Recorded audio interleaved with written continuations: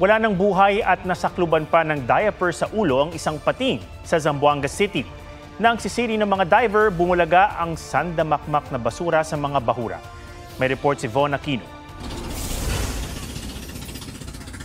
Palutang-lutang ang patay na pating na ito nang makita ng isang dive group malapit sa Little Santa Cruz Island Sandbar sa Zamboanga City kahapon. Ang juvenile reef shark nasakluban ng diaper sa ulo. We were about to go home and we saw something floating among the garbage in the sea. So when we approached it, nagulat kami na shark pala siya. Posible raw namatay sa suffocation ng pating. Sharks have to continue swimming in order to get oxygen in their body. So once they stop swimming, wala na oxygen na makakadaan sa system nila. And this is caused, of course, obviously by the diaper. Sa underwater video na kuha ng kasama nilang banyaga, makikita ang maraming diaper sa corals.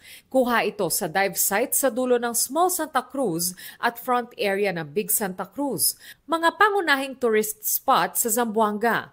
Ngayong taon din daw, 2 hawksbill turtle na critically endangered na ang kanilang nirescue sa gitna ng lumulutang na basura.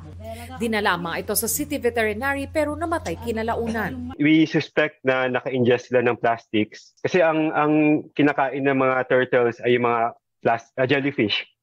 So minsan napapagkamali nilang jellyfish ang mga plastic kaya kinakain nila. Sa pagpapakita ng mga ganitong litrato, hangad daw ng grupo nila Harvey na mamulat ang lahat sa panganib ng diwastong pagtatapon ng basura, di lang sa mga hayop kundi maging sa atin.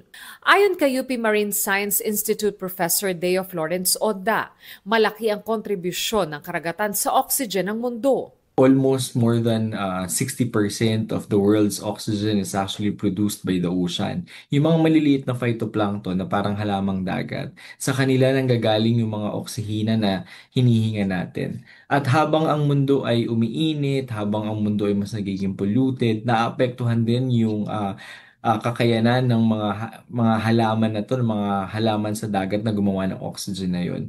Payo niya, bawasan ang paggamit ng single-use plastic at magkaroon ng maayos na plastics pollution management. Von Aquino, nagbabalita para sa GMA Integrated News.